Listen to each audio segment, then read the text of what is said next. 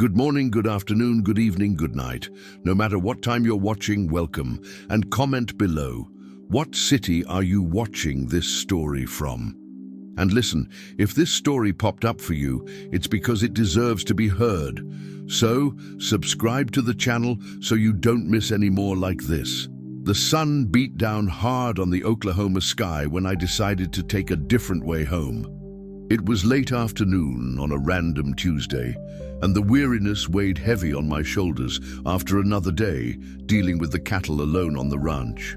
The red dust stuck to my sweaty skin, sweat dripped down my sunburnt face, and my eyes burned with the dry heat of the backwoods that I'd known since I was a boy. 45 years of life, 3 of them living like a ghost since I buried Mary. 3 years waking up in an empty bed, drinking coffee alone, only talking to the cows. 3 years waiting for life to end for good, because what was left didn't feel like real life. Instead of taking the main road like I had for the past 1,000 days, I decided to go by the old route. It was an almost forgotten path that cut behind the dry hills and passed near the old town dump of Pyranopolis. Nobody used that road anymore since they built the new highway.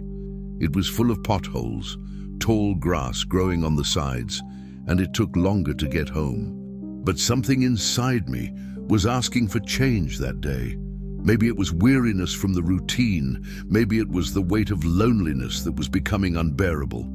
The old pickup truck bounced in the ruts of the dirt road. The engine rumbled low, mixed with the sound of crickets that were already starting to sing in the late afternoon. The sky was turning orange behind the mountains, and the first shadows of the night spread across the parched earth.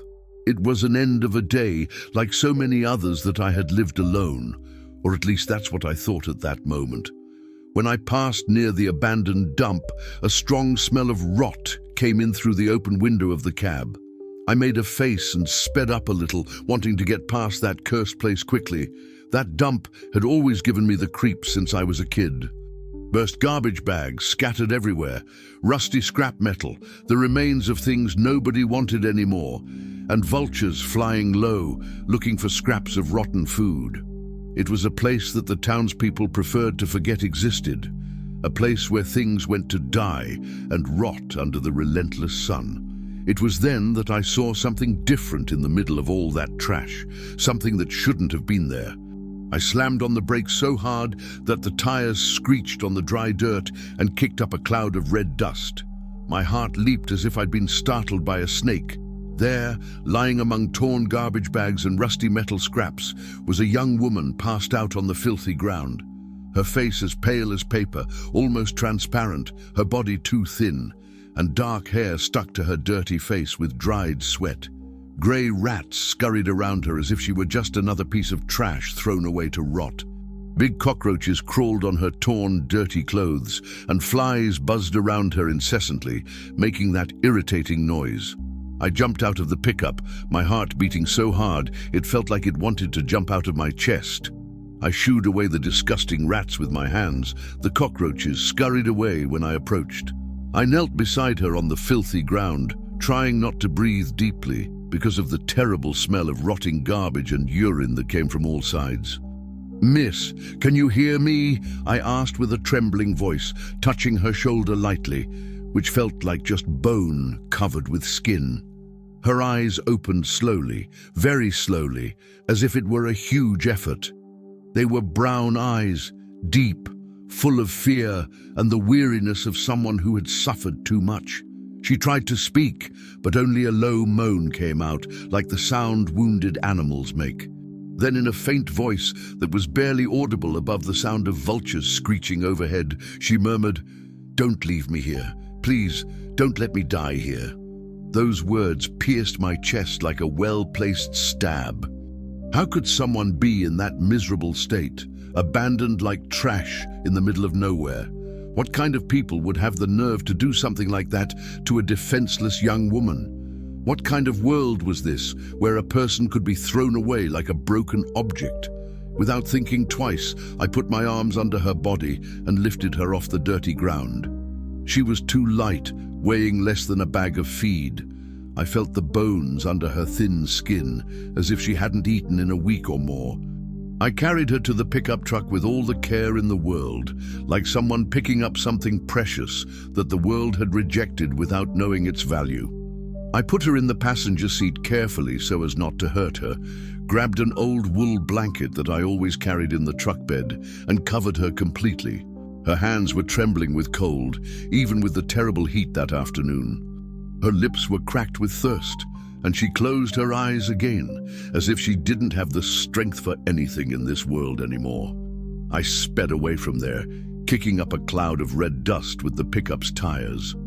As I drove down the bumpy road, shaking her on the seat next to me, a thought hammered in my mind non-stop, like a nail being hammered. Who would have the nerve to abandon a defenseless young woman in that filthy place? And why? What terrible story had led that girl there? The sun was setting behind the hills when I arrived at the ranch. The big, silent house waited for me as always, with its dark windows and its heavy loneliness. But today was different. Today I wasn't alone. Today there was someone who needed me, someone for whom I could make the difference between living and dying. I carried the young woman into the house, slowly climbing the 3 steps of the porch. I laid her down in the guest room, a room I hadn't used in years, since my wife Mary died of cancer. It was full of dust and smelled musty, but it was clean and had a good bed with clean-smelling sheets. I turned on the yellow light on the ceiling, opened the windows to let the air circulate, and brought clean water in a white enameled basin. She was awake when I returned with the water, but she didn't say anything. She just looked at me with those big, scared eyes, like a wounded animal that doesn't know if it can trust the human who wants to help. I offered her a glass of water, and she drank it slowly, her hands trembling so much that I had to help her hold it. "Everything's going to be okay," I said softly, with the gentlest voice I could manage. "You're safe now. Nobody's going to hurt you here." She just nodded her head, but continued to look at me with suspicion. I couldn't blame her for that. After what she had been through, any stranger must seem like a potential threat. I went to the kitchen to prepare something for her to eat. I made a simple soup with vegetables that I had in the garden, carrots, potatoes, squash, and a little shredded meat that was left over from lunch. The smell of hot food spread throughout the house, and I felt that it had been a long time since those walls had felt the aroma of a meal made with care and concern. When I returned with the steaming soup in a china bowl, she was sitting on the edge of the bed, looking out the window at the pasture where some cows were grazing peacefully. The moon had already risen and illuminated everything with a silvery, soft light that always gave me peace. "Are you hungry?" I asked, showing her the steaming bowl that smelled good. She nodded and ate slowly, each spoonful as if it were the first real food she had tasted in a long time. While she ate, I stood there not knowing what to do with my hands. I wasn't used to having people in the house. It had been 3 long years that I had lived alone since I lost my beloved wife. When she finished eating everything to the last drop, she gave me back the bowl and said softly, with a sweet voice that reached deep into my soul, "Thank you." It was the first clear word I had heard from her. A simple, common word, but one that carried so much weight and gratitude that it made me swallow hard with emotion. "You're welcome, miss. Rest now. Tomorrow we'll talk calmly." I turned off the light in the room and left her alone to rest.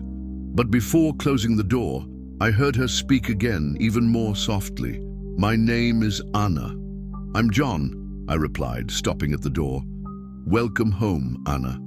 That night, lying in my bed that seemed bigger and emptier than usual, I couldn't sleep a wink. I kept thinking about that girl, Anna, thrown in the dump as if she were an object without value, without importance. Who had done that to her? And why had fate led me down that forgotten road precisely today, at the exact moment when she needed help the most? Sometimes we think we know where life is taking us, that we have control over the course of things, but in reality, we don't know anything. Sometimes it's necessary to leave the main road, the known and safe path, to find what really matters in life. From the room next door, I heard a soft sob. Anna was crying in the dark. It was the cry of someone who had kept a lot of pain inside their chest, of someone who had suffered silently for a long time. I stood there listening, with my heart tight with pity and anger, wishing I could do something to take away all that sadness from her. But I knew that some pains only time can heal, and that sometimes the best help we can give is simply to be present, to be available, to be there when the person needs it most, like a light on in the darkness of life. Outside, the crickets sang in the warm night of Oklahoma, and for the first time in 3 years, I felt that the house wasn't completely empty. I woke up before sunrise, as I always had since I became a countryman. But that morning was different from all the others of the last 3 years. Instead of the heavy silence that greeted me every day, I heard noise in the kitchen. Light steps on the ceramic floor, water running in the faucet, the familiar creak of the cabinet door where I kept the cups. I got up slowly so as not to make noise and walked to the kitchen barefoot. Anna was standing in front of the old stove, stirring something in a small blue agate pot. Her hair was combed back, tied with an elastic band that she found somewhere, and she had washed her face and hands. She seemed like a completely different person from the girl I found yesterday, thrown in the trash, like a dead animal. "Good morning," I said softly so as not to startle her. She turned around quickly, her eyes wide with fright. For a second, I thought she was going to run out the front door, but then she relaxed her tense shoulders and replied with a shy smile, "Good morning, Mr. John. I hope you don't mind me taking the liberty. I made coffee." The smell of fresh, strong coffee filled the whole kitchen. It had been years since I had coffee made by another person.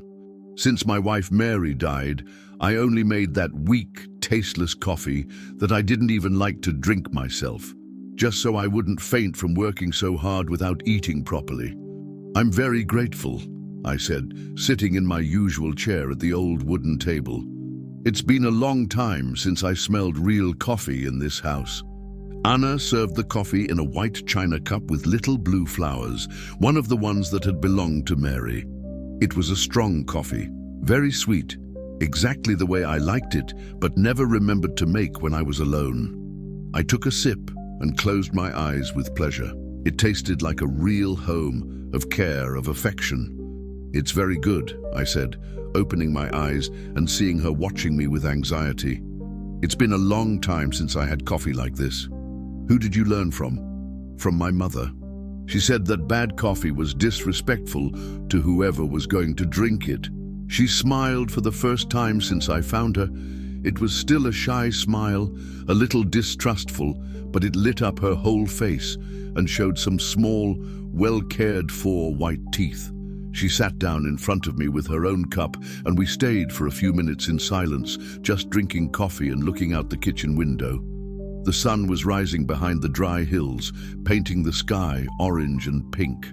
The birds were starting to sing in the trees of the yard, mockingbirds, robins, cardinals. It was a beautiful morning, like so many others that I had seen alone, but which seemed special because of the silent company.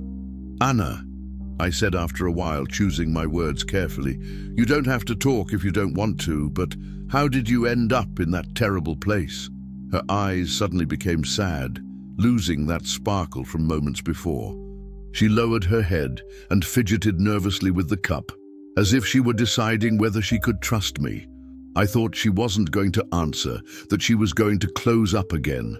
But after a long time that seemed like an eternity, she started to speak very softly. "My mother died when I was 12 years old, liver cancer. My father remarried the following year to a woman from town who already had 2 grown children. At first, it was even good. She tried to be kind to me." She stopped talking and stared outside, lost in memories that she must want to forget. I waited in silence without hurry, knowing that it was difficult to talk about certain things that hurt the soul. "But then everything changed," Anna continued, her voice getting even lower. My father started drinking more, working less, and her husband, my stepfather, never really liked me. At first he hid it in front of my stepmother, but later not even that. Her hands trembled holding the cup. I felt anger starting to rise in the bottom of my chest, but I controlled myself so as not to scare her with a bad face. "What kind of things did he do?" I asked carefully. "He said I was dead weight, that I only caused expenses and work, that I wasn't good for anything, that I was ugly and boring. When I turned 18, he started saying that I had to leave home, that I was already an adult and couldn't depend on others forever." "And your father, didn't he do anything to defend you?" "My father died in a truck accident when I was 17. After that, it was just me, my stepmother, and him, and she always sided with her husband in everything." Anna started to cry softly, tears running slowly down her face. I grabbed a clean dish towel and offered it to her. "Last week he came home drunk, more drunk than normal. He said he had found a perfect place for me, that he was going to solve the problem once and for all. He forced me into his pickup and took me to that dump." Her voice broke at the end of the sentence. More tears came, and she wiped them away quickly with the towel I gave her. "What else did he say when he left you there?" Anna lowered her head even more, her cheeks turning red with shame. "He said that if I couldn't manage on my own, I should just die there, that nobody would miss me, that the world wouldn't lose anything. And he said other things too." "What other things?" "He always said I was a spinster, that no real man would want me, that I wasn't even a real woman, because I never—" She stopped, unable to finish the sentence, her face red with shame. I understood what she meant. I felt my heart clench, not with pity, but with pure and clean indignation. How could someone say those cruel things to a young woman? How could they turn something natural into a source of shame and humiliation? "Anna, look at me," I said firmly but kindly. She raised her eyes slowly, still ashamed. "That man doesn't know anything about you, nothing at all. He doesn't know that you make delicious coffee, that you have a beautiful smile, that you are polite and kind. Whoever couldn't see your worth is worthless in this world. Do you understand?" She nodded, but still didn't seem to believe much in what I was saying. "You're not dead weight. You're not a spinster. And there's nothing wrong with you. Nothing at all. On the contrary, you have everything right. How can you be so sure? Because in one night you've already made this house seem more alive than it has been in the last 3 years. Because you bothered to make coffee for me without me asking for anything. Because you have the education and delicacy that many people don't have." We stayed in silence for a while longer, finishing the coffee. Anna seemed to be absorbing what we talked about, thinking about the words I said. When she finished drinking, she offered to do the dishes.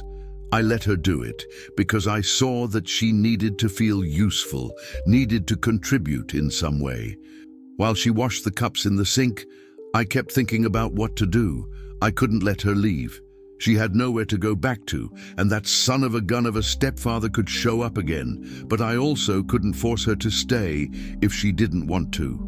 "Anna," I said when she finished drying the dishes carefully, "do you have somewhere to go? Some distant relative, some friend, some acquaintance?" She shook her head sadly. "I don't have anyone in the world. I only had my mother, and she's been gone for a long time. My father didn't have any living family. I don't have any friends either. I've always been very shy in school, and after my mother died, I hardly left home." "Then stay here for as long as you want. The house is too big for one person. There's plenty of food, there's work if you want to help. And above all, you don't have to be afraid of anything or anyone." Her eyes filled with tears again, but this time they were different tears. Not of sadness, but of relief, of gratitude, of hope. "You don't know me very well yet. How can you trust me like this all of a sudden? Sometimes we get to know a person better in 5 minutes of sincere conversation than others who live a whole life lying and pretending," I replied. "And you have the face of a good person, the face of an honest person. What if I'm a bad person? What if I steal your things or bring trouble?" Would you steal something of mine? Never. Then that's it. I already know everything I need to know. That day, Anna helped me with all the household chores. She swept the corners that I never remembered to clean, dusted the furniture, straightened the curtains that were a little crooked, organized the kitchen cabinets. The house became different, more tidy, more cared for. It smelled of cleanliness, of good food being prepared, of care and affection. At lunchtime, she made rice and beans that were delicious, seasoning just right, creamy beans, fluffy rice. We ate together at the kitchen table, talking about simple but important things. She asked about the ranch, about the cattle, about what life was like there in the countryside. I told her about my daily routine, about the neighbors, about the small town where we went to buy supplies once a week. "And your wife?" she asked carefully, like someone stepping on ground that could be dangerous. "You said yesterday that she died." "Mary died 3 years ago. Pancreatic cancer," I replied, feeling the familiar but less sharp pain. "We were married for 22 years. We couldn't have children, but we were very happy together." "I'm sorry for your loss," said Anna sincerely. "Thank you. She would have liked you very much," I said without thinking, and then I was surprised by my own words. Mary always said that we should help those who needed help, that this was our obligation as human beings in this world. Anna smiled slightly, a sad but understanding smile. She must have been a very good and wise woman. She was. The best person I've ever met in my life. That afternoon, I showed Anna the whole ranch. We walked through the pastures where the cattle grazed peacefully under the hot sun. She was delighted with the new calves, laughed when a curious cow came to smell her hand. She had never lived in the country, she told me. She always lived on the outskirts of town, in a small, stuffy house. "It's very quiet here," she commented, looking at the endless horizon, where the blue sky met the red earth.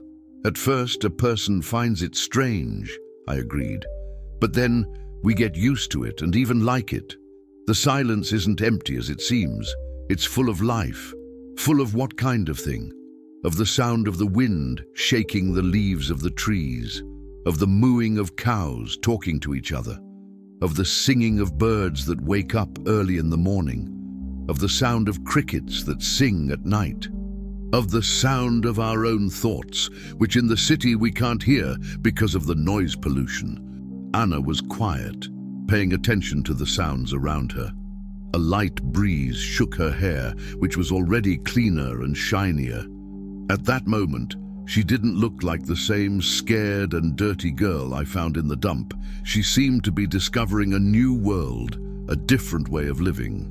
When we returned home in the late afternoon, Anna went straight to the kitchen to prepare dinner. I stayed on the porch, drinking a glass of cold water and thinking about how different the day had been. The house was full of life again. There were laughs, conversations, movement. There was a good smell of food being made with love. For the first time in 3 long years, I didn't feel that terrible weight in my chest when the sun began to set. I didn't feel the loneliness squeezing like a hand on my neck, suffocating the will to live. There was someone there, someone who needed me as much as I needed company. At dinner time, we ate cowboy beans with sausage and kale that Anna had made. It was delicious, seasoned like my mother made when I was a boy. Afterwards, we stayed on the porch, watching the stars appear in the sky one by one, like points of light on an infinite black cloth.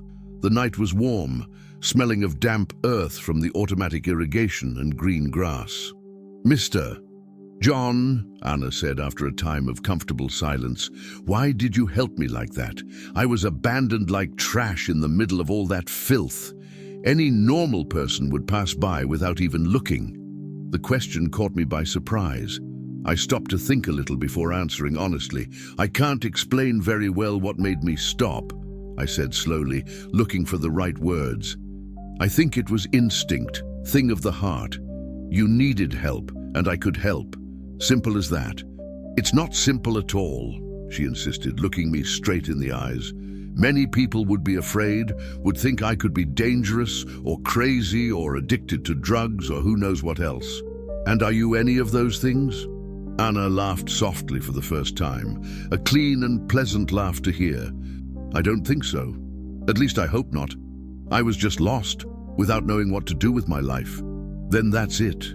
Everyone gets lost sometimes in life. The important thing is to have someone to help find the way back, or to find a new and better way. We stayed in silence for a while longer, listening to the crickets sing and watching the stars shine in the clear sky. The moon was almost full, illuminating the pastures with that silvery light that always gave me a feeling of peace and tranquility. Anna, I said before she went into sleep, you don't have to be afraid of anything here in this house. You can stay as long as you want, as long as you need. And above all, you can feel really at home. This house needs new life, needs joy. She looked at me with those big, deep eyes, full of gratitude. Mr. John, thank you for seeing me as a person, for treating me as a human being who deserves respect. Those words kept echoing in my head all night long. Thank you for seeing me as a person. How could someone get to the point of being grateful for being treated with the basic dignity that every person deserves? What kind of cruel life had she lived before coming to me? That night, I slept better than I'd slept in months. The house wasn't completely silent anymore. There was the soft breathing of another person. There was life running through the walls again. And for the first time since Mary died, I woke up the next day with a real desire to get out of bed and face a new day. A whole week had passed since Anna arrived at the ranch, and each day she was more comfortable, more smiling, more in control of herself. She took care of the house as if she had been born to do it, cooked dishes that reminded me of my mother's and grandmother's food, and even started planting some colorful flowers in the front yard, saying that a house without flowers wasn't a complete house. It was a sunny Thursday morning when everything changed dramatically. I was in the corral separating the pregnant cows from the others, a job that required attention and patience, when I saw Zeka's pickup, my closest neighbor, kicking up a cloud of red dust on the road. He was coming fast, something that wasn't normal for him. Zeka always drove slowly, enjoying the way to look at the pastures, greet acquaintances, observe the weather. I stopped what I was doing and went to the gate to wait for him, wiping the sweat from my forehead with my sleeve. The look on his face when he got out of the pickup wasn't good. He was worried, restless, looking around like someone who has something important and urgent to say, but doesn't know how to start the conversation. "Good morning, John," he said, taking off his old leather hat to wipe the sweat that ran down his furrowed brow. "Good morning, Zeka.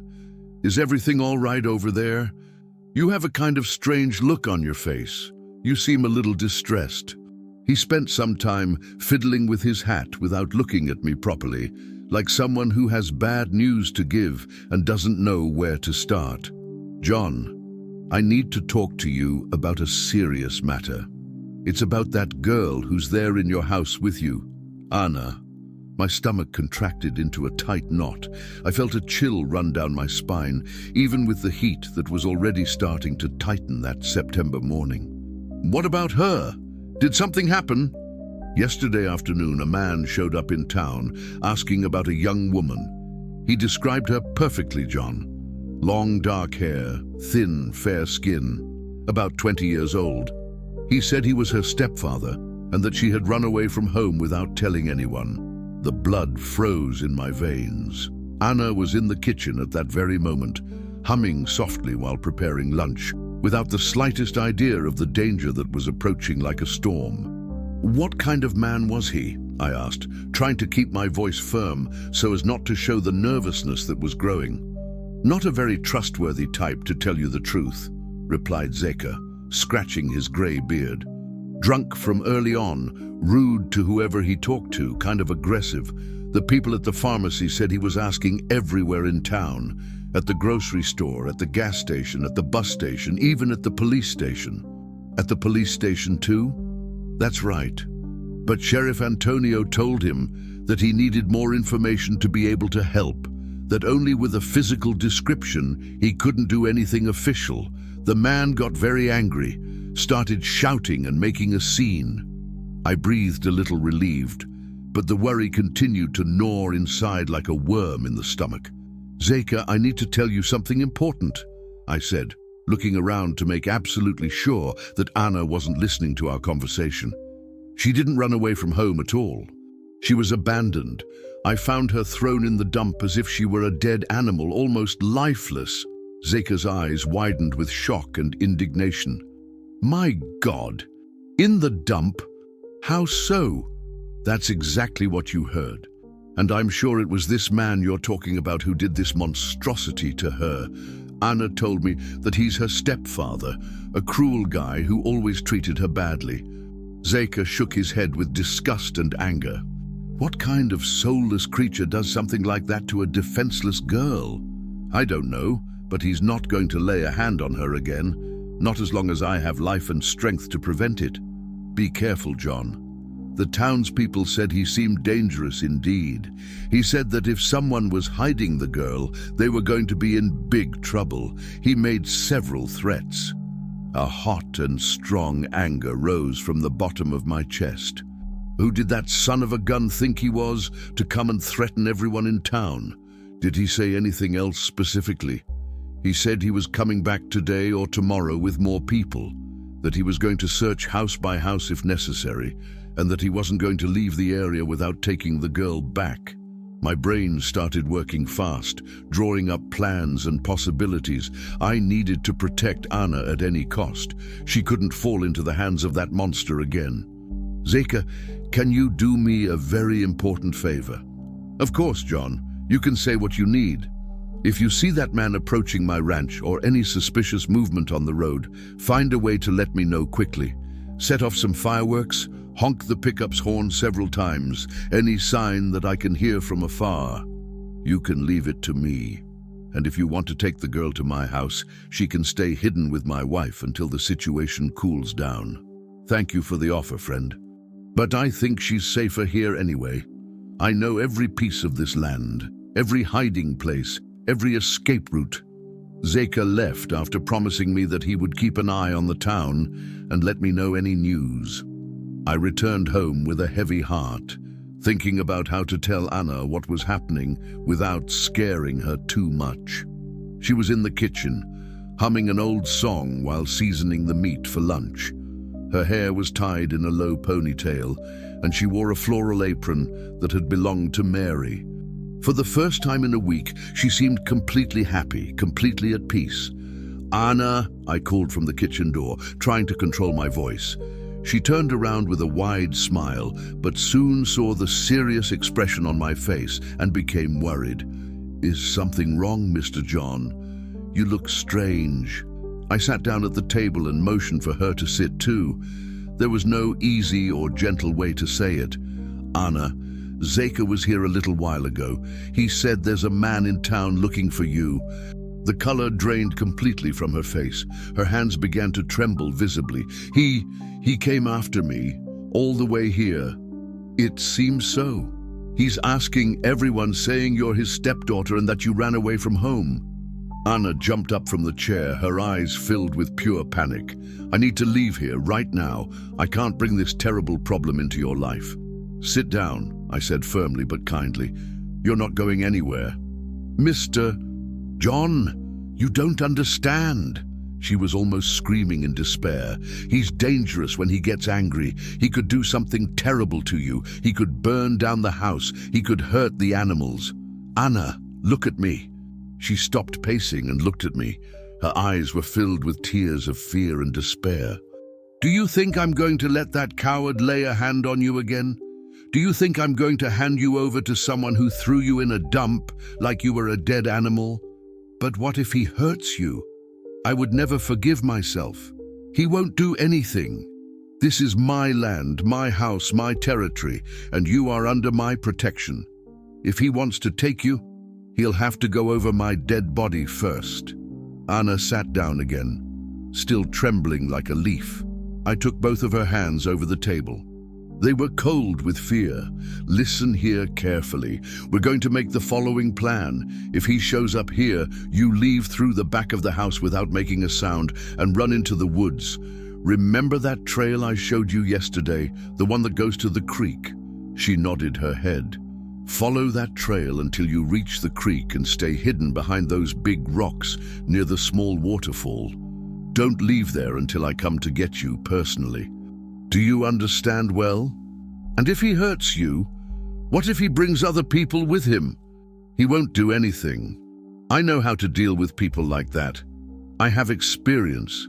Mr. John, what is it? Why are you doing this for me? Why are you risking yourself this way? I'm nothing to you. I'm not even family. The question caught me completely off guard. For a second, I didn't know what to answer. Then the words came out on their own, from the bottom of my heart. You're nothing, Anna. It's been a week since you've been here, and it's been the week that I've felt most alive and useful since Mary died. You brought light to this dark house. You brought joy to my dead heart. How can you say you're nothing to me? Her tears changed in nature. They weren't just of fear anymore, but of deep emotion. I've also never felt so safe and loved in my whole life, she said softly. For the first time, someone treats me as if I'm worth something real. We stayed like that for a while, holding hands over the table, her crying softly, and me trying to convey all the security I could. Outside, the birds sang as if nothing had changed in the world. But I knew that the storm was approaching quickly. After lunch, which we ate somewhat in silence, I prepared the house for a possible invasion. I loaded my double-barreled shotgun and left it leaning against the living room wall, in plain sight of whoever entered. I checked the ammunition, tested the locks on all the doors and windows. Anna helped me in silence, still pale with worry, but trying to be helpful. Mr. John, she said when we were checking the back windows, if something bad happens to me, I want you to know that these have been the best days of my entire life. For the first time, I felt really at home. Nothing bad is going to happen to you, I replied with all the conviction I could muster. I guarantee that with my own life. The rest of the afternoon passed slowly, with that heavy tension in the air that comes before storms. Anna tried to do her normal household chores, but I saw that she was terrified inside. She jumped at any different noise, looked at the road all the time, barely managed to eat properly. When the sun began to set behind the mountains, I thought that maybe we had escaped for another day. Maybe the man had given up or gone to look somewhere else. But it was then that I heard the distant sound of an engine on the main road. It was an old pickup truck, making a strange noise in the engine, coming slowly in our direction. Anna, I called softly without taking my eyes off the window. Go to your room and get ready. If I shout for you to run, don't think twice. She nodded and left the room quickly. I grabbed the shotgun and went to the porch. My heart was beating fast, but my hands were firm and steady. The pickup stopped right in front of the gate of my property. A man got out slowly, staggering a little. He was tall, thin, with an unkempt beard and dirty clothes. Even from a distance you could tell that he was drunk by the way he balanced himself. "Good afternoon," he shouted, leaning on the wire gate. "I'm Anna's father. I came to take my daughter back home." "There's no Anna here," I replied loudly and clearly, the shotgun clearly visible in my hands. He laughed, a joyless laugh, full of malice. "You don't need to lie to me, old man. I know very well that she's in there. The townspeople told me that a single rancher had taken a young girl for himself. What kind of dirty old man does that?" The disgusting insinuation filled me with an anger that I felt even in my bones. But I controlled myself so as not to do anything stupid. "I already said there's no one here. You better leave while you still can." "I'm not leaving without my daughter," he shouted, louder now, banging his hand on the gate. "She belongs to me. I spent money raising that useless thing all these years." "She's not your blood daughter," I said, walking down the steps of the porch slowly. "She's your stepdaughter. And from what I know, you got rid of her in the worst possible way." His face changed, became more serious, more dangerous. "Who filled your head with those lies?" "She herself. She told me exactly how you threw her in the dump to die like an animal." He spat on the ground in disgust. She lied shamelessly. That tramp ran away from home in the middle of the night. I came to take her back to her place. To the dump again. To wherever I please. She's a minor. It's my legal responsibility. She's 18 years old. She's of age. And even if she wasn't, no one has the right to treat a person that inhumanely. The man started to get more upset and aggressive. He shook the gate hard, making noise. Listen here, you dirty old man. You're going to hand over that girl now, or you're going to have serious trouble with me and my friends. The only person who's going to have trouble here is you if you don't get off my property immediately. He looked at the shotgun in my hands and hesitated a little. But the alcohol and anger spoke louder. You don't have the guts to use that weapon. Want to bet your life on it? For a tense moment we stared at each other in silence. He drunk and dangerous, me firm in my protector position. The wind shook the trees around us, and in the distance an owl hooted sadly. It was then that I heard Anna's voice behind me. I'm here. I turned around quickly. She had left the house against my instructions and was standing on the porch, pale but determined. Anna, go back inside now, I said firmly. No, Mr. John. I'm tired of running and hiding. I'm tired of being afraid. She came down the steps and came to stand by my side, looking straight at her stepfather without trembling. I came to get you, girl, he said with a cruel smile. It's time to stop this game and come back home. That was never my real home, Anna replied with a firm voice that I had never heard her use before. My home is here now, with those who treat me like a person. The man's face turned red with anger. You're going with me whether you want to or not, you wretch. I'm not going, Anna said, taking a courageous step forward. I'm not afraid of you anymore. And you know why? Because now I know what it's like to be treated with respect and affection. I know what it's like to have someone who really cares about me. That disgusting old man is just taking advantage of you, you idiot. Can't you see that? Mr. John saved my life.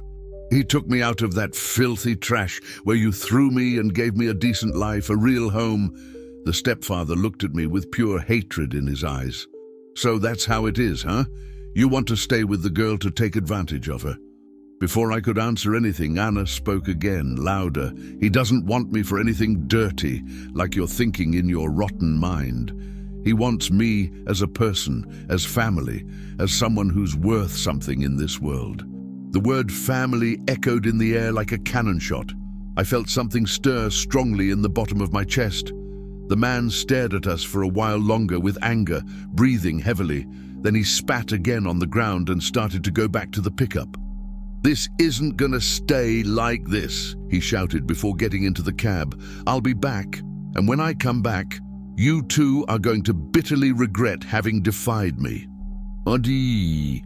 The pickup sped off, making a lot of noise and kicking up a cloud of dust, and the sound of the engine faded into the distance until only silence remained.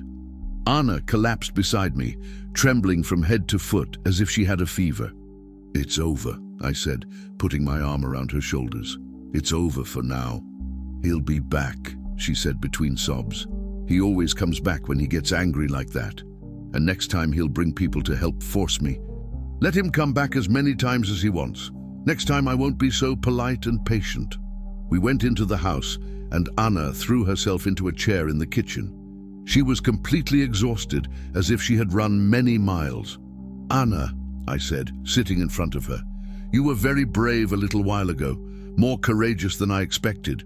I didn't feel courageous. I was scared to death inside. Courage isn't not being afraid, Anna. Courage is doing what has to be done, even when you're afraid. And that's exactly what you did. She looked at me with those big eyes and said something that moved me. Mr. John, when I said that this was my home, I meant it. From the bottom of my heart, I know you did. And I meant it when I said that you are under my protection. And when I talked about family, did you mean it too? She nodded, blushing. It's just, you're the first person in my life who makes me feel like I have a place in the world, that I belong somewhere. I felt my eyes fill with emotion. It had been so long since I had heard the word family being spoken with affection and truth in that house. Anna, you have a place in the world, yes, and that place is right here, in this house, with me. That night I couldn't sleep properly. I kept thinking about the threat of that terrible man, about the next steps he could take, about the people he could bring to help me. But I also thought about the courage that Anna had shown, about the brave way she had stood by my side in the time of danger. Through the bedroom window, I saw the full moon illuminating the silent pastures. Everything was quiet, but it was a tense quietness, full of bad possibilities hovering in the air. From her room, I heard Anna crying softly in the dark. It wasn't crying of sadness, but of relief mixed with fear, as if she had saved years of tension and could finally let it out. I got up slowly and went to the door of her room. Anna, is everything all right in there? Yes, Mr. John. It's just, today was the first time in my life that someone stood by my side in a fight. The first time I didn't face a problem alone. And it will always be like that while you're here with me. Always. Even if I bring a lot of trouble and confusion. Especially if you bring trouble. It's in the time of difficulty that we show who we really are. I returned to my room with a lighter heart, despite all the dangers. I knew that the fight wasn't over yet, that that man could come back at any moment with reinforcements. But I also knew that something important had changed between me and Anna that day. We weren't just two lonely people sharing the same house out of necessity anymore. 2 whole weeks had passed since the tense confrontation with Anna's stepfather. 2 weeks of relative peace, but also of profound changes that I didn't expect to feel in my heart, already hardened by life. With each passing day, Anna was more comfortable on the ranch, more smiling, more in control of herself. And I, without clearly perceiving what was happening, was becoming attached to her in a way that scared me and confused me at the same time. It was a sunny Saturday morning when I realized that something very different and powerful was growing inside me. Anna was in the front yard hanging clothes on the clothesline, humming a song that I didn't know but that reached my heart. The morning sun illuminated her hair as if they were golden threads, and when she turned to get another piece from the basin of wet clothes, our eyes met by chance. She smiled. A simple, natural, common smile, but one that made me feel something that I hadn't felt in a long time. A strange warmth in my chest, an unexplainable desire to stay there, standing just looking at her all day, completely forgetting about the work that awaited me. "Good morning, Mr. John," she said, with that sweet voice that had already turned into music for my needy ears. "Good morning, Anna. Did you sleep well? Did you have any nightmares?" "I slept very well, thank you. And you? Did you wake up in the middle of the night again?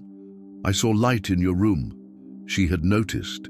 In the last few nights, I had been kind of sleepless, tossing and turning in bed, thinking about things that I shouldn't think about. Thinking about her, about the age difference between us, about what the townspeople would say if they found out what was starting to feel.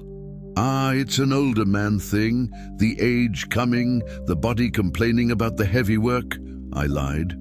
Anna looked at me with that smart way of hers, as if she knew that I wasn't telling the complete truth. "You're not old, Mr. John. You're only 45 years old. That's the age of a man, at the height of life, at the best phase." Her words caught me completely by surprise. How did she know my exact age? And why was she talking that way? "How do you know how old I am?" She turned red to the roots of her hair.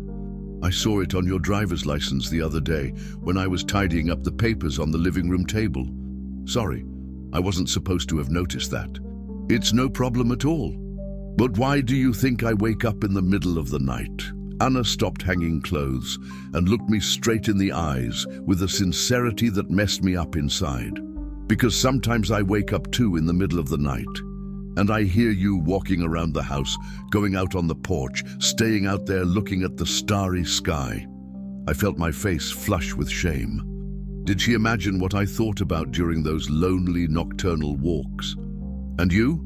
Why do you wake up in the middle of the night? Sometimes I'm still afraid, she admitted softly.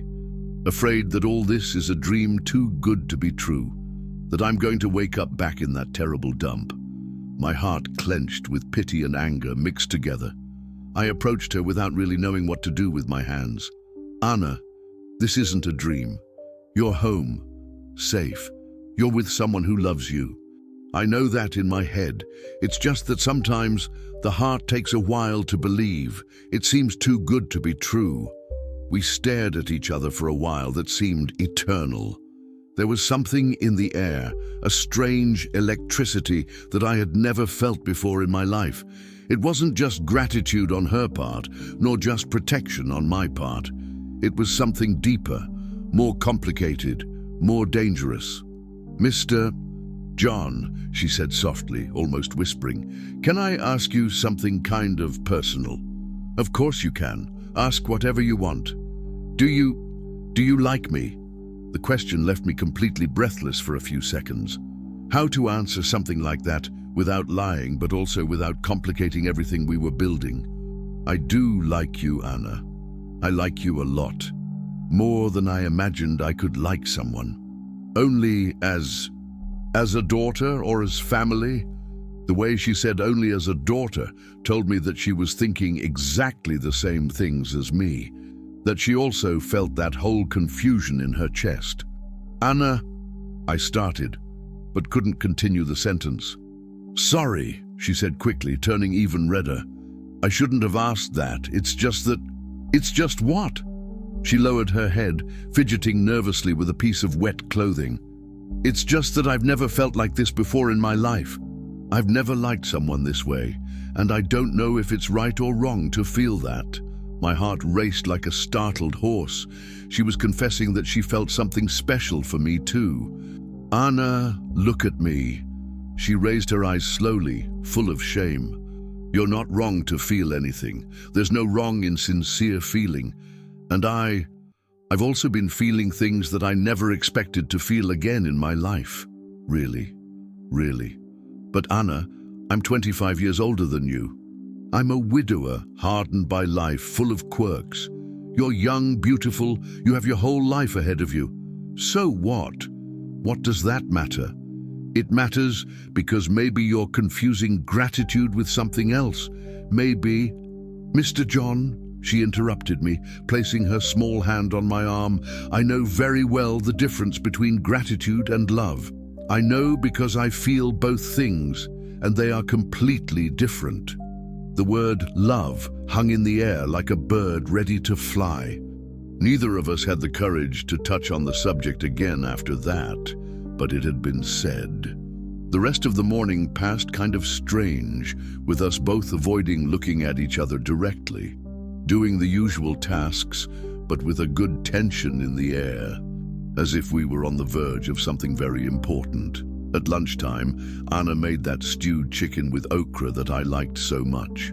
We ate conversation. The wedding preparations were going well. We scheduled the ceremony for 3 weeks from then at St. Sebastian's Church in the center of town. Anna was radiant with happiness, spent the days embroidering a simple but beautiful dress, and I arranged the last details of the paperwork at the courthouse. It was a Tuesday morning when everything changed dramatically. I woke up with a strange and frightening noise coming from the yard. Ina was still sleeping next to me, her hair spread on the pillow like silk, a little smile on her face as if she was dreaming of good things. I got up slowly so as not to wake her and went to the bedroom window. Outside, the sky was dark in a way that wasn't normal for that time of the morning. Heavy, low clouds were running very fast, pushed by a strong wind that shook the trees with a violence that I had never seen. It's going to rain hard, I murmured, but soon realized that it wasn't ordinary rain. The air was charged with electricity, heavy, and the wind had that high-pitched whine that only comes before a very angry storm. Anna woke up with the sound of the wind hitting the window hard. "What's that scary noise?" she asked, still half asleep. "Storm coming, and from the looks of it, it won't be easy." She got up quickly and came to the window with me. The sky was getting darker and darker, almost black, even though it was a clear morning. The first drops began to hit the roof, thick and heavy like small stones. "I've never seen the weather close in so fast," said Anna, worried. "Yeah, we better prepare the house to withstand the impact." We ran around in the morning, closing all the windows, placing buckets under the places where the roof sometimes dripped when it rained hard, bringing inside the clothes that had been on the clothesline overnight. The wind was getting more and more violent, and the rain started for real. It wasn't ordinary rain at all. It was a solid wall of water falling from the sky, as if someone had opened all the gates of hell at once. The noise on the tin roof was deafening. The thunder made the whole house shake in the foundations, and the lightning illuminated everything for a few seconds before leaving everything dark as pitch again. "John!" Anna shouted over the hellish noise. "What about the cattle? The cows must be terrified." I looked out the kitchen window trying to see something. You could barely see the pastures because of the curtain of rain, but I knew that the animals must be desperate, looking for shelter where they could find it. "I'm going to try to take them to the big barn," I shouted back. "No, it's too dangerous. Lightning could strike you." "Anna, if I leave them loose in the storm like this, I could lose half the herd. It's years of work." She grabbed my arm tightly. "What if something happens to you? What if lightning strikes you in the middle of the pasture? I'd rather lose all the cows than lose you." I looked into her eyes and saw real fear, panic of losing me. "Nothing's going to happen to me, honey, but I need to try to save the animals. Then I'm going with you." "No way, it's too dangerous." "John, if you go, I'm going too. I'm not staying here alone waiting to see if you come back alive or dead." There was no time for discussion. The storm was getting worse every minute, and I knew that if I didn't do something soon, I was going to lose real animals. "All right, but always stay glued to me, understand? Always." We put on old raincoats, high rubber boots, and went out into the hell that had turned outside. The wind was so strong that it almost knocked us down when we opened the front door. The rain hit our faces like whiplashes, and we could barely see 2 yards in front of us. We walked slowly and very carefully through the slippery yard, holding on to each other tightly so as not to fall. The ground was already turning into red mud, slippery and treacherous. When we arrived at the first pasture, I saw that I was right to worry. The cows were all huddled in a corner, mooing with fear and despair. Some smaller calves were trembling with cold and fright, wet to the bone. I urgently needed to take them to the big barn that was on the other side of the property. "We're going to have to go very slowly," I shouted into Anna's ear. "They're too terrified." We began to lead the cattle through the torrential rain. It was a hard and very dangerous job. With each lightning strike that fell nearby, the animals became even more frightened and tried to run in different directions. Anna helped me as best she could, shouting and waving at the cows, always glued to me. We were almost reaching the protective barn when the worst happened. Lightning struck so close to us that the light blinded us completely for a few long seconds. The thunder came along with it, deafening, making the ground shake under our feet. The cows stampeded in total panic. "Careful!" I shouted, pulling Anna back when a cow ran past her closely, almost knocking her down. But in the middle of the total confusion, I slipped on the red mud and fell backwards hard. I hit my head on a large rock, and for a moment everything went dark, confused. When I came to a few seconds later, Anna was kneeling beside me in the mud, shouting my name desperately, with tears mixing with the rain on her face. John, answer me, please." "I'm okay," I said, kind of dazed, my head throbbing. "I just hit my head." "You're bleeding a lot." I ran my hand over the back of my neck and saw red blood on my fingers. It didn't seem serious, but Anna was completely desperate. "You need to go back home right now. Forget the cattle." "What about the animals?" "To hell with all the animals. I want you alive. I want my fiancé alive." She helped me get up from the mud, and we walked back home very slowly, me kind of staggering and her holding me tight. The storm continued with all its force, but now I was more worried about not fainting than about the lost cows. When we arrived home, soaked and covered in mud, Anna made me sit in the kitchen and brought clean, warm water to wash the cut on my head. Her hands were trembling as she cleaned the wound with all care. "Does it hurt a lot?" she asked with a choked voice. "Not much, just a nasty scrape." "You could have died," she said, starting to cry for real. "You could have died there in the rain, and I was going to be alone in the world again." "Anna, no, you don't understand." She was sobbing now, all the tension and fear coming out at once. "I can't lose you, I can't. You're everything I have in the world. You're my whole life." I pulled her into my lap, even with my head hurting. "You're not going to lose me ever. I promise that." "You promise?" "I promise with my life." We stayed embraced there in the kitchen, listening to the storm punish outside with all fury. Anna was trembling with fright and cold, even though she was safe at home. I realized that she was much more shaken than I thought. The storm lasted all day, without giving a break. The wind tore off some tiles from the roof. The rain came in through some small holes, and the electricity went out in the middle of the afternoon. We sat in the living room, her still glued to me, listening to the impressive sounds of nature rebelling outside. "John," she said, after a long time in silence, "I'm scared." "Of the storm?" "No, I'm afraid that the bad things will come back. That happiness will go away as quickly as it came." I understood exactly what she meant. When you've spent a lot of time suffering, it's hard to believe that good things can last. "Anna, look at me." She raised her eyes, still red from crying so much. "Do you know what the difference is between us and that storm out there?" "What?" "The storm will pass, as all storms do. But what we feel for each other came to stay forever." "Mine, how are you so sure?" "Because when you truly love someone, it's not just in the good and easy times. It's also in times of fear, of danger, of despair. And today, when I fell and you were desperate, when you said that I was everything you had in the world, it was then that I was absolutely sure that our love is stronger than any storm." Anna smiled for the first time since the morning. "You're also everything I have, John. The difference is that now I know that you're not going to disappear from my life." The storm only stopped at the end of the night, leaving a strange silence after hours of hellish noise. When we went out to see the damage the next morning, we were impressed. Large trees fallen, part of the roof damaged, the main pasture flooded.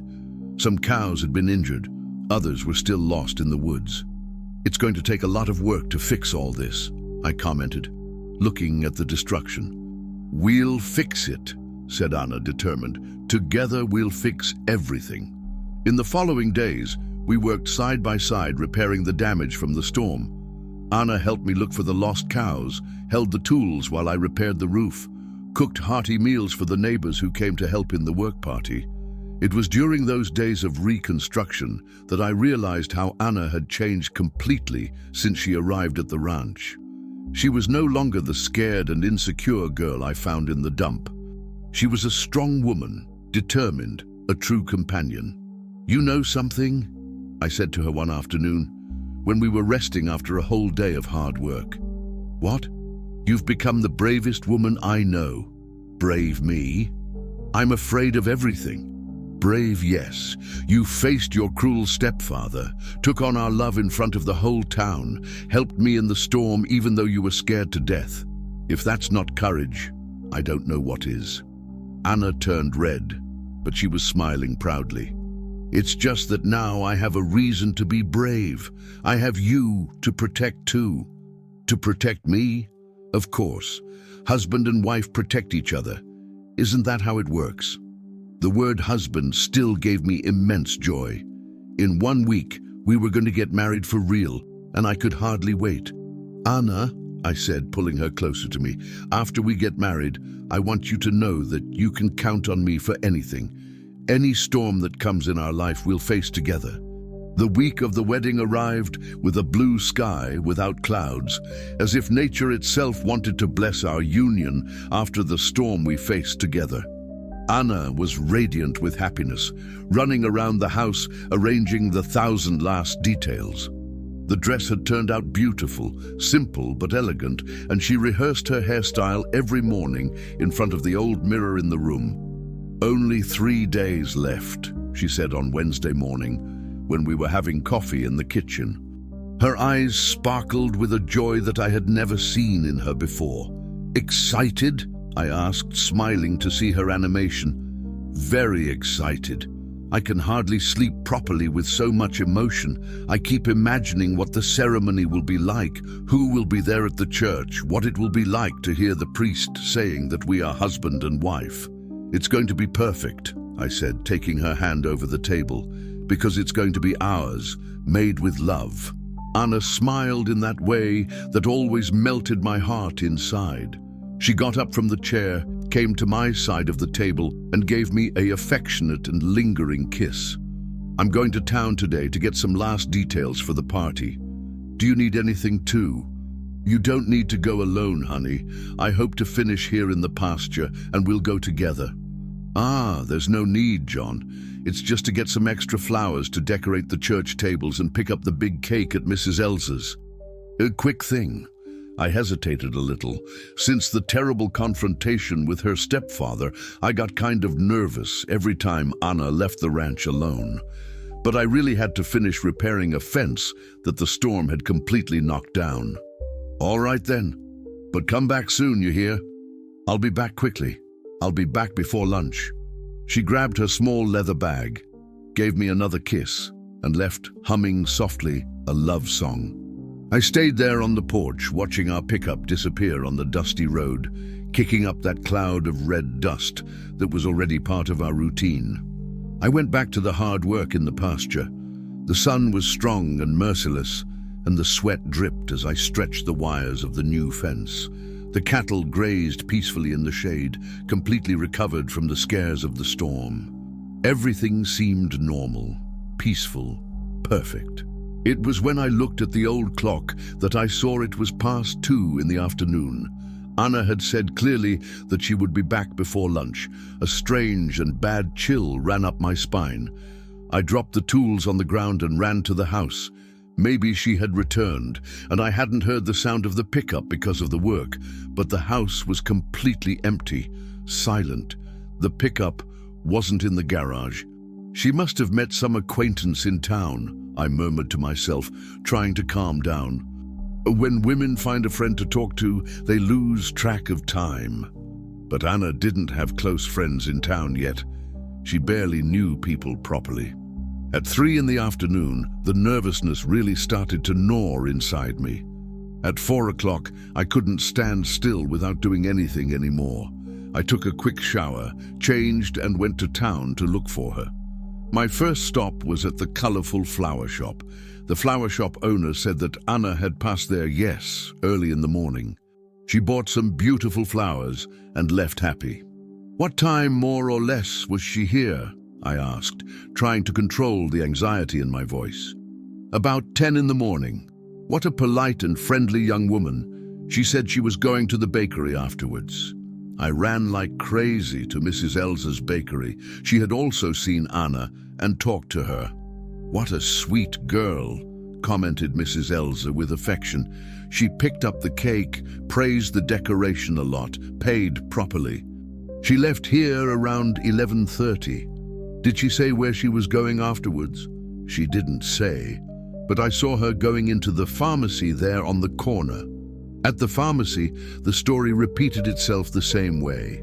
Anna had entered, bought some personal things, and left normally. The pharmacist thought she had gone in the direction of the gas station. At the gas station, no one remembered seeing her pass by there. Panic began to squeeze my chest like a cold hand. Where could Anna be?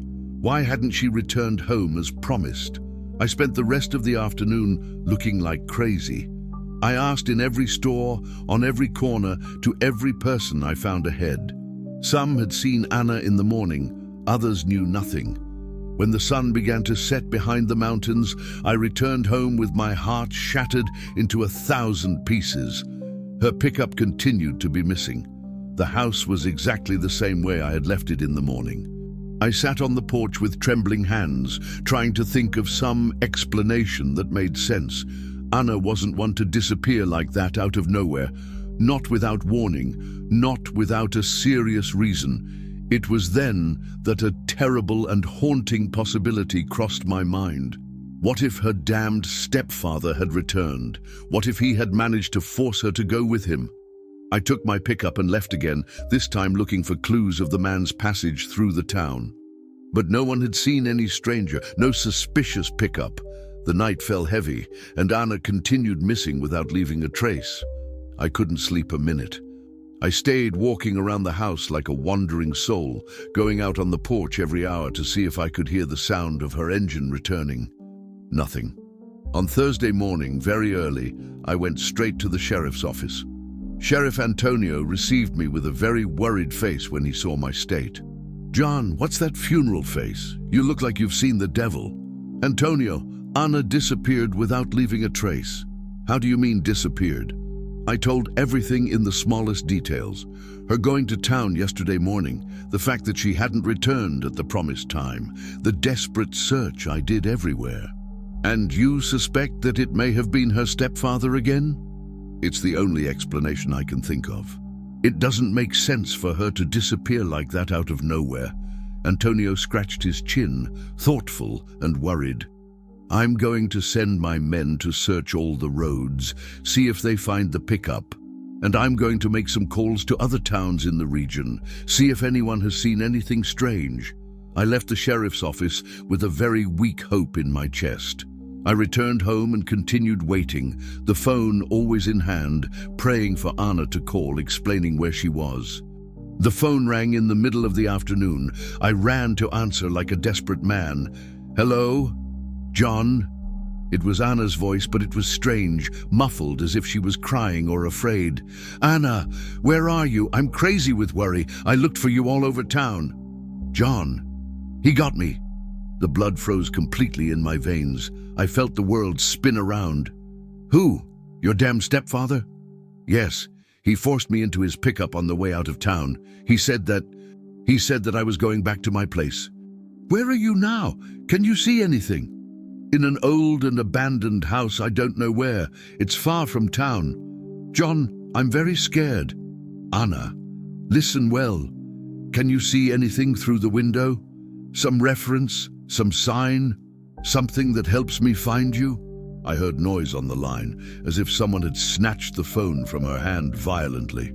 "You better give up once and for all, you dirty old man."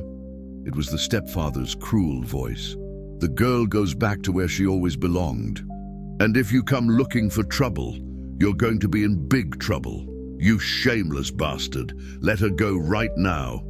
She's my responsibility, always was, and you're nothing but a perverted old man who took advantage of an innocent and desperate girl." "Anna isn't a girl at all. She's an adult woman, and she loves me for real."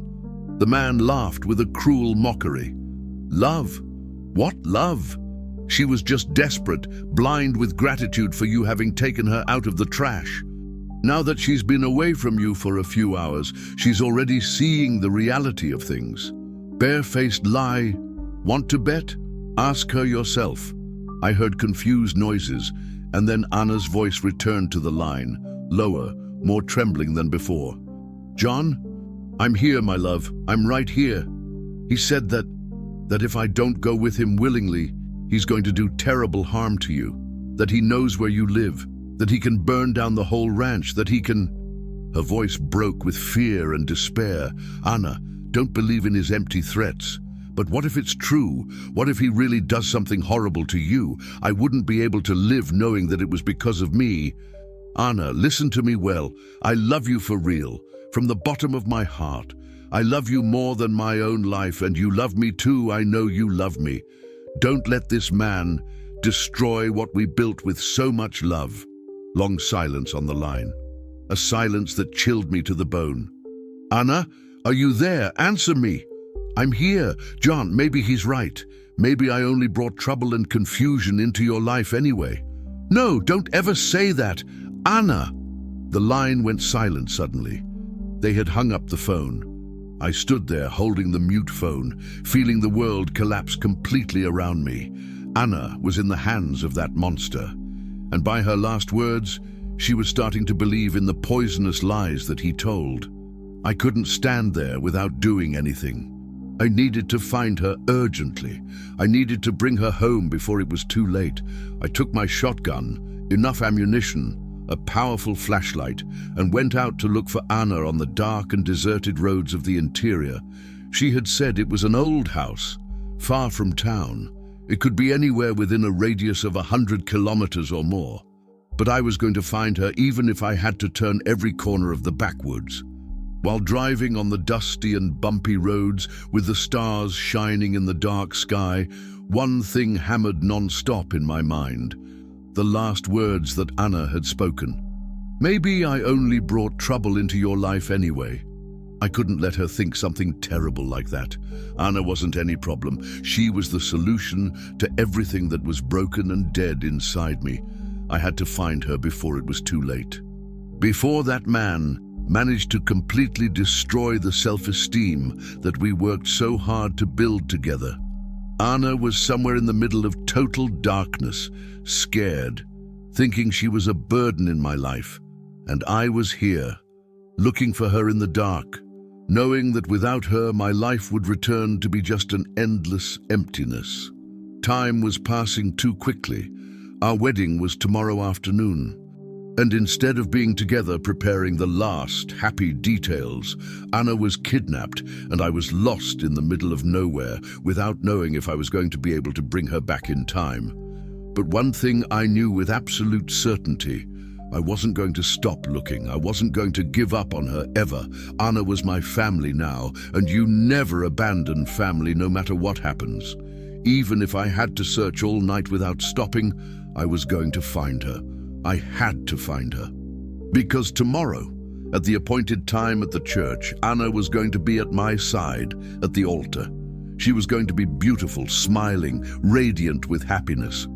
And we were going to exchange rings and promises of eternal love in front of God and everyone. That I promised to myself while driving through the darkness. Our love story wasn't going to end in this cruel way, not after everything we went through together, not when we were so close to complete happiness. I drove all night on the dirt and bumpy roads, stopping at every abandoned house I found, at every forgotten old barn, at every place that could serve as a hiding place for a criminal. The full moon illuminated the lonely road. But my heart was darker than the cold dawn. It was past 4 in the morning when I finally saw a faint light flickering in the middle of the closed woods, far from the main road. It was an old and half-destroyed little house, hidden behind some large and old trees. My heart raced like a startled horse. I stopped the pickup far away and continued on foot, carrying the loaded shotgun. Each step was taken with great care so as not to make noise on the dry leaves that covered the ground. When I got close enough, I saw that there were 2 pickups parked in front of the house, one old and noisy and ours. Anna was in there. My bride was in that terrible place. Through the dirty and cracked front window, I could spy a little of what was happening inside. The stepfather walked from one side to the other like a caged animal, gesturing and speaking loudly. Anna was sitting in an old chair, dejected, looking very small and scared. I urgently needed a plan.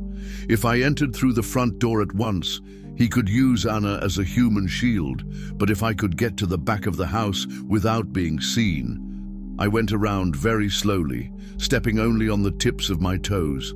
There was a small window in the back, half open. I put my ear to it and could clearly hear the conversation. "You're going back with me and that's it," shouted the man like a madman. "Enough of all this nonsense." "I don't want to go back," I heard Anna say, her voice trembling but still firm. "I want to stay with John. He loves me for real." The man gave a cruel and joyless laugh. "Love? That dirty old man just wants to take advantage of you. After he gets tired of the game, he's going to throw you away like trash." "That's not true." "Of course it's true. Do you really think that a man like him would want a girl without family, without money, without anything to offer in return. I felt an anger rise from the depths of my chest. How could someone be so cruel to a person who had already suffered so much in life? He asked me to marry him, Anna said, and I could hear that she was starting to cry. We bought rings together. We scheduled at the church. Wedding? Oh, silly girl, you're very naive indeed. He just wants to use you for a while and then get rid of you, like all men do with women who are no good. I am good. Good for what exactly? You're a spinster that nobody ever really wanted. If I hadn't taken you out of that dump out of pity, you would have died and nobody would miss you. It wasn't you who took me out of there. It was John. Because I asked, because I felt sorry for you. But now enough of this idiotic game. You come back with me and you're going to work to pay for everything I spent raising you all these years. My blood boiled with pure rage. That bastard was lying shamelessly, manipulating Anna, trying to destroy all the trust she had managed to build. I couldn't wait another second. I had to act now. I pushed the window slowly until I managed to open a larger gap. The house was small and old, with only 2 rooms. Anna and the stepfather were in the front room. I managed to enter the back kitchen without making the slightest noise. I walked slowly to the door that separated the 2 rooms. From there, I could see Anna clearly. She was pale, exhausted, but still resisting bravely. I'm not going with you in any way, she said, getting up from the chair with courage. I'm really not. You are, you wretch, he shouted, approaching her angrily. You are because I'm ordering. It was when he raised his hand to hit her that I couldn't take it anymore. Take your dirty hands off my bride. The 2 turned around with total fright. I was standing in the doorway with the shotgun pointed directly at the stepfather. Anna's eyes filled with tears of pure relief.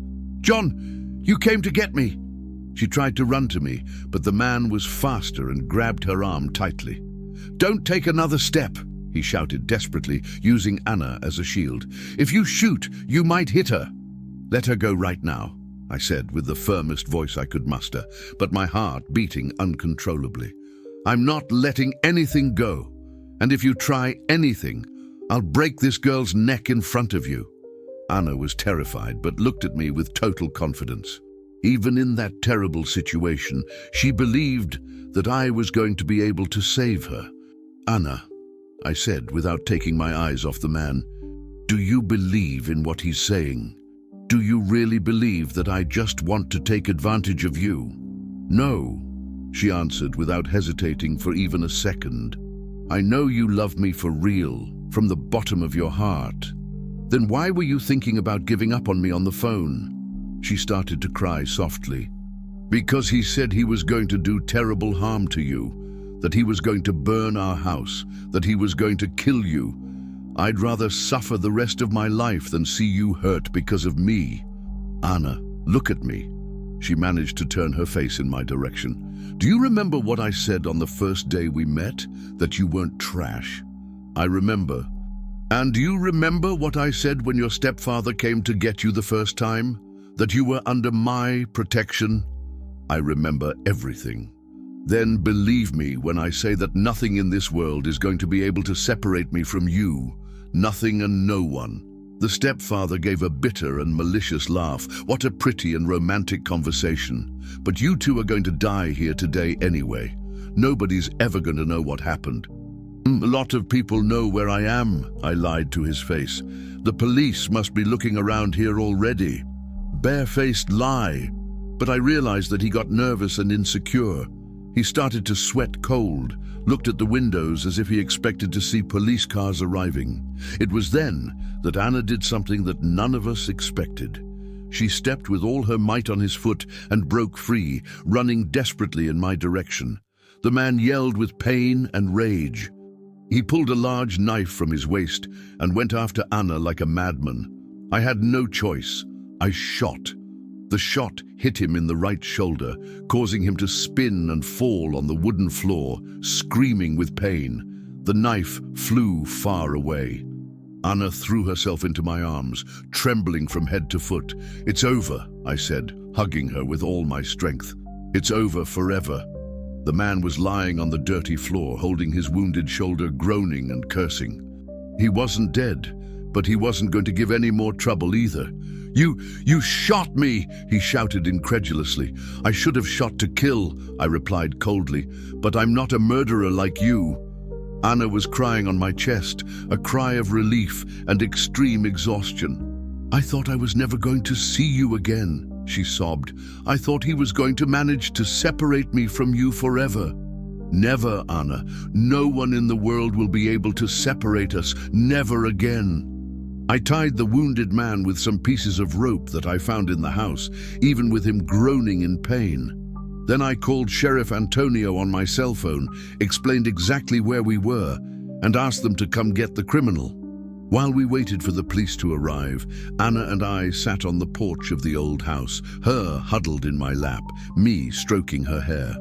"John," she said after a while, "he said so many bad things about me. For a moment, I almost believed." "What kind of thing?" "That you were going to get tired of me soon, that I wasn't good for anything, that I was dead weight in your life."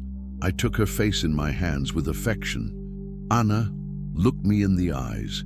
You're the best thing that has ever happened in my entire life. You're my companion, my bride, my family. Without you, I'm nothing. Really, really. And do you know why I'm absolutely sure of this?" "Why?" "Because when you disappeared yesterday, I felt that the world had really ended. I spent the whole night looking, without sleeping, without eating, without thinking about anything other than finding you." Anna smiled for the first time since I found her. "I also died of longing and worry. Even scared, even being mistreated, I could only think about you. And this afternoon, at the appointed time, you're going to be with me at the altar of the church?" "Yes, I am. If you still want to marry me after all this trouble." "Anna, if you didn't marry me today, I was going to die of grief." She laughed softly, that pleasant laugh that I loved to hear so much. "Then today is going to be the happiest day of my life." "Ours," I corrected. "The happiest day of our life together." The police arrived when the sun was rising beautifully behind the mountains. They took the stepfather to the hospital first and then straight to jail. Sheriff Antonio said that he was going to answer for kidnapping, threat, false imprisonment, and a bunch of other serious crimes. "He won't bother you ever again in your life," guaranteed Antonio. "You can be sure of that." We returned home holding hands, tired but completely happy. Anna took a long shower while I prepared a hearty breakfast. When she came out of the bathroom with wet hair and a smile on her face, she seemed like a completely different person. "How do you feel now?" I asked. "Free," she replied without hesitating. "For the first time in my life, I feel really and completely free. And still scared. I'm not afraid of anything in the world anymore. I have you by my side forever." We spent the morning resting, talking, planning the final details of the wedding. Anna was radiant with joy, as if the kidnapping had been just a bad nightmare that finally passed. "Anna," I said at lunchtime, "are you absolutely sure that you want to marry today? After everything that you've been through, we can postpone if you prefer." "John," she said, holding my hand firmly, "I spent the whole dawn dreaming about the moment of saying yes in front of the priest. If we postpone now, I'm going to die of anxiety. Then we won't postpone even a day. And there's one more important thing." "What?" "After everything that we've been through together, I'm absolutely sure that our love can face anything in the world. Storm, kidnapping, threats, whatever comes ahead. We are stronger together." Those words moved me to the bone. Anna was completely right. After everything that we faced side by side, there were no more doubts about our feelings. "Anna," I said, getting up and kneeling on the floor in front of her chair, "I solemnly promise that I will protect you for the rest of my life. I promise that I will love you until my last day on earth. I promise that you will never go through anything alone again. And I promise that I will always be by your side, in joy and in sorrow, in health and in sickness, in wealth and in poverty, forever." We kissed there in the kitchen, sealing promises that were already written in our hearts since the first day. In the afternoon, we started to get ready for the wedding. Anna put on the dress that she had embroidered with so much affection, did the hairstyle that she had rehearsed for weeks, and looked absolutely breathtakingly beautiful. "How do I look?" she asked, kind of shy, when she came down the stairs. I was completely speechless for a few seconds. She was perfect. Not only physically beautiful, she was radiant with pure happiness. "You're the most beautiful bride that has ever existed in the world," I managed to say finally. "Even after everything we went through this morning, especially after everything we went through, because now I know that you chose to be with me, not out of gratitude, not out of fear, but out of true and pure love." Anna smiled, her eyes shining with tears of joy. "Then let's go. It's time for us to be happy forever." "Let's go," I replied, offering my arm to her. "Let's be the family that we always dreamed of having." We left home together, her beautiful in a white dress, me proud in a dark suit. The afternoon sun illuminated our path, as if it was blessing our union. In a few hours, Anna wouldn't be my bride anymore. She would be my wife, and I would be the happiest and most fulfilled man in the whole world. The rain after the drought. Chapter 7. The reunion. I drove all night on the dirt and bumpy roads, stopping at every abandoned house I found, at every forgotten old barn, at every place that could serve as a hiding place for a criminal. The full moon illuminated the lonely road, but my heart was darker than the cold dawn. It was past 4 in the morning when I finally saw a faint light flickering in the middle of the closed woods, far from the main road. It was an old and half-destroyed little house, hidden behind some large and old trees. My heart raced like a startled horse. I stopped the pickup far away and continued on foot, carrying the loaded shotgun. Each step was taken with great care so as not to make noise on the dry leaves that covered the ground. When I got close enough, St. Sebastian's little church had never seen a wedding like ours. Not for the decorations, which were simple, made with the flowers that Anna had bought the day before the kidnapping, but for the pure emotion that took over every person present there. We arrived a little late because of everything that had happened at dawn, but no one cared even a little. Mrs. Carmem, our dear neighbor, was there with her husband and her 3 children. Zeka and the whole family occupied 2 benches. Sheriff Antonio came with his wife, still kind of worried about the events of the night. Even Mrs. Elza from the bakery appeared, saying that she couldn't miss the most romantic and exciting wedding in town. When Anna entered the small church on my arm, a murmur of sincere admiration echoed among all those present. She was really beautiful, but more than that, she was complete, radiant, sure of herself. She was no longer the scared and insecure girl I found in the dump. She was a strong woman, full of love, ready to start a new life. Father Francisco, a kind man with completely white hair, who I had known for over 20 years, waited for us at the altar with a broad and emotional smile. When we got close to him, he held our joined hands and said softly, "Only to us two. I've never seen 2 fiancés so sure and secure of what they're doing. It's beautiful to see." The ceremony began, and Father Francisco spoke about true love, about how sometimes God uses very difficult and painful paths to bring the right people together at the right time. I looked at Anna during the entire sermon and saw that she was crying softly, tears of pure happiness running down her illuminated face. When the sacred time of the vows arrived, Anna spoke first, with a clear voice that echoed throughout the church. "John, when you found me in that terrible and filthy place, you didn't just save me from abandonment and death. You saved me from myself, from sadness, from despair.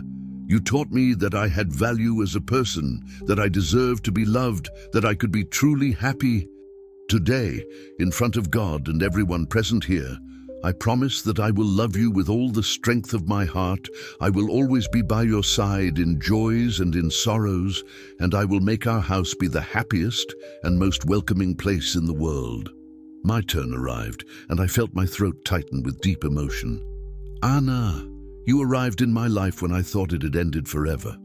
You brought light to a dark and silent house, joy to a heart that was dead, hope to a future that seemed completely empty. I promise that I will protect you, take care of you, love you every day of my life until my last breath. And I promise that you will never go through anything alone again, because now we are one, forever.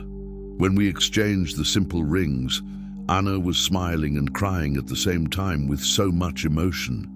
Her hands trembled a little, but when she put the ring on my finger, it was with all the certainty in the world.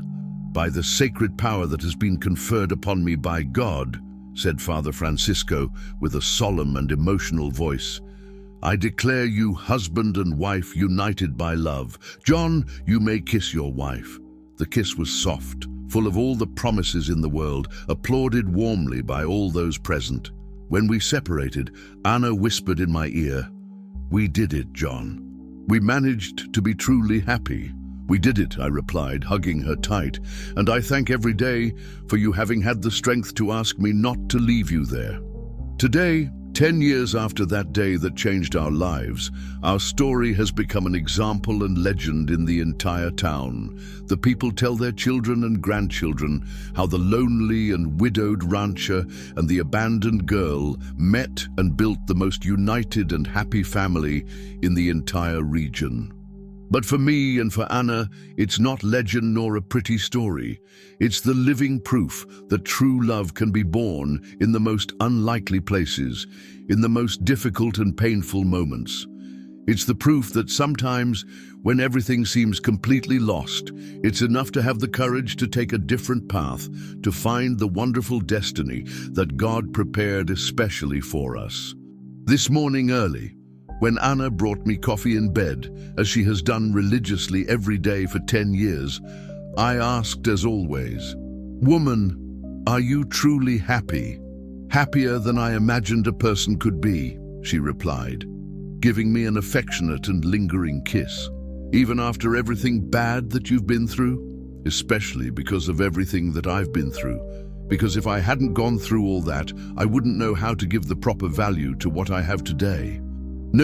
And that's exactly what I've learned in these years of blessed marriage, that true happiness doesn't come from the total absence of problems and difficulties. It comes from the absolute certainty of having someone special to divide the problems and multiply all the joys. That true love isn't that which finds two perfect people without flaws. It's that which takes two broken people, hurt by life, and helps them to fix themselves and complete each other together. And that sometimes, in the exact place where the whole world only sees trash and something without value, God hides the most precious and shining treasure. Anna was and continues to be my most precious treasure. And I, from what she always tells me with affection, was and continue to be hers. Together we transformed an empty and silent house into a home full of love and good noise. We transformed two lonely and aimless lives into a large, united and happy family. We transformed painful wounds into scars that tell a beautiful story of overcoming and love. And every night, when I lie down next to the woman I love more than anything, listening to the peaceful breathing of our 4 children in the rooms next door, I thank from the bottom of my heart God for having made me pass through that forgotten road on any Tuesday afternoon, because it was exactly there that my real life began. It was there that I discovered that it's never too late to start over with love, and that true love, when it's true, always finds a way to blossom and grow, even in the driest and most abandoned land, even after the strongest and most devastating storm. Love always finds a way to win and be eternal. The end. There are encounters in life that change the course of everything forever. There are people who arrive when we least expect and teach us that it's never too late to start over with courage. There are loves that are born in the most unlikely place and become eternal and true. This is the true story of 2 wounded hearts that met at the right time, in the right place, and proved that true happiness is not in not having problems. It's about having someone special to face them always by your side with love, courage, and hope. Is just the beginning of our story. The small party was cheerful and full of sincere affection. Mrs. Carmem had prepared some delicious treats that she brought from home. Mrs. Elsa's cake was perfect and tasty, and Zika brought his old accordion that played romantic and danceable songs. We danced our first song as husband and wife right there in the church hall, with everyone applauding, singing along and getting emotional. Anna laughed loudly, freely, completely happy, spinning in my arms as if it was the most natural and pleasant thing in the world. "I never imagined I could be so happy in life," she said when the music ended. "Me neither," I confessed sincerely. "I thought happiness wasn't for my age anymore." Complete nonsense. We have the rest of our whole life to be happy together. In the middle of the party, Mrs. Carmem approached us with teary eyes. "You two deserve all the happiness in the world after everything you've been through to get here. Everything we went through made us stronger and more united," said Anna, holding my hand firmly. "Now we know that our love can face any storm that comes." When it started to get dark, we said goodbye to everyone with great affection and returned home, our home. For the first time, Anna entered there as owner, as my legitimate wife. "Welcome home, my lady," I joked at the door. "Thank you, my husband," she replied, laughing with joy. I carried Anna in my arms into the house. As tradition dictates, she laughed the whole time, saying that I was going to hurt myself trying to carry her. "I'm still strong," I joked. "I can still carry my woman." On that blessed night, our first night as husband and wife for real, we talked until very late. Lying in our bed, her with her head on my chest, making beautiful plans for the future. "John," she said in the cozy darkness, "I want to have many children with you." "How many do you think is many?" "About 4 or 5 at least. I want our house to be full of children's laughter, of good noise, of life." "What if I can't keep up with the pace? I already have 45 years on my back." "You'll be able to perfectly. You'll be the most youthful and caring father that these children can have." We stayed a while in pleasant silence, listening to the crickets sing outside in the warm night.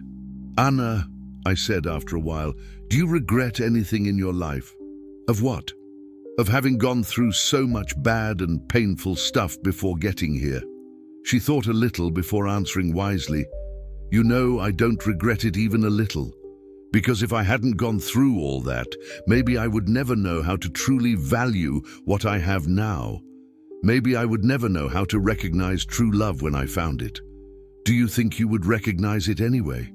"I'm absolutely sure. Because we feel true love in the soul, in the heart, and my soul recognized you in the first moment you treated me with kindness and respect." Words like that reminded me exactly why I fell madly in love with Anna.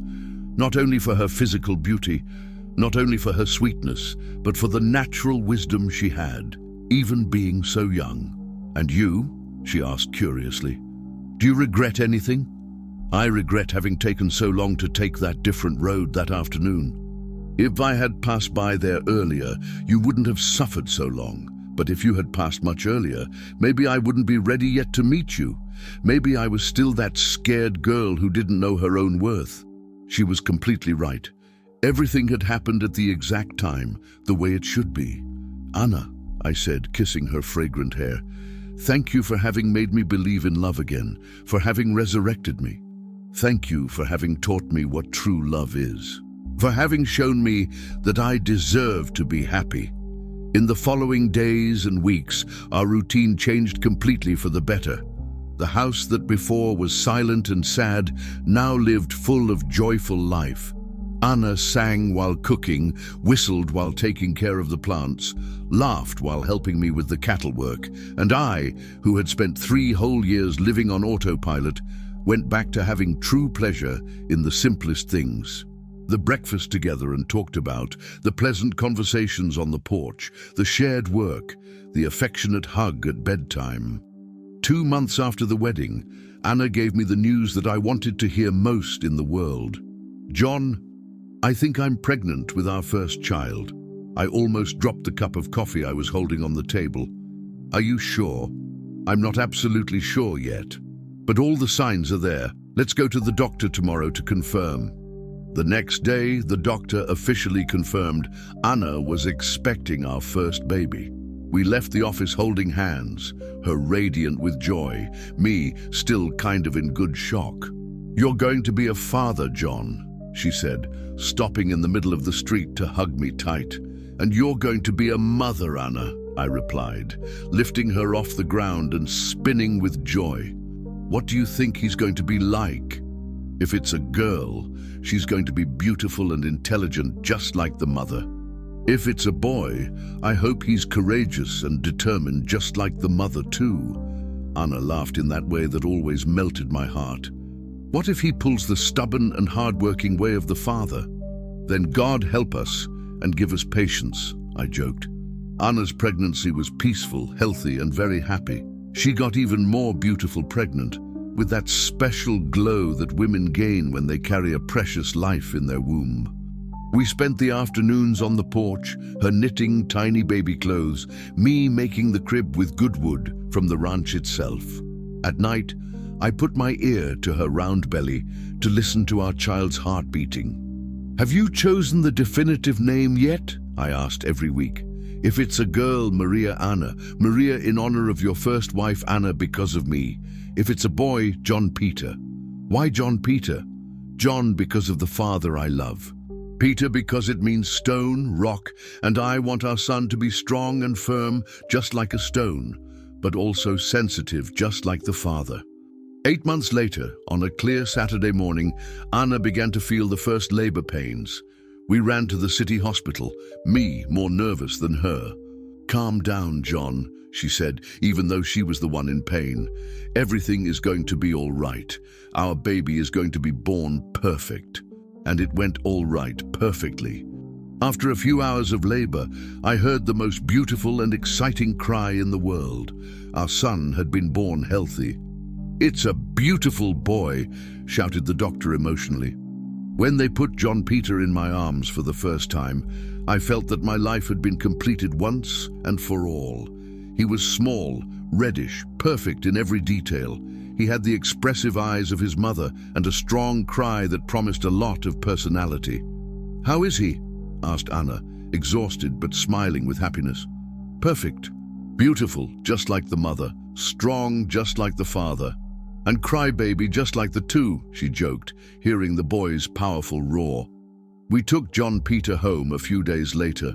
The ranch that one day was silent and sad was now officially the happiest and noisiest house in the region. Baby crying at dawn, Anna's laughter during the day, my out-of-tune lullabies when it was time to make the boy sleep. The years passed quickly. John Peter grew strong, smart, and mischievous. 2 years after the joy came Maria Anna, just like the mother but with the good stubbornness of the father. Then came the twins, Carlos and Carmen, completing our perfect family. Our small house got tight with so much joy and rush. Anna became the mother she always dreamed of being, affectionate, patient, playful, firm at the right time. And I discovered that being a father after 40 had its special advantages. More patience, more life wisdom, more time to enjoy every precious moment. On quiet Sunday afternoons, when the children played in the yard full of flowers and Anna prepared lunch humming, I stayed on the porch watching all that and thinking about the incredible miracle that had been my life. "What are you thinking about?" Anna asked, coming to sit by my side with a smile. "About how life can change completely suddenly. How one day we can be completely lost and the other find exactly everything we always looked for." "Are you referring to the day you found me in the dump?" "I'm referring to the day you found me and brought me back to life." She smiled and rested her head affectionately on my shoulder. "We found each other mutually, John. It was a meeting of destiny. It's pure truth. And you know something. Even after everything we have today, I still wake up every day thanking for you having passed on that forgotten road.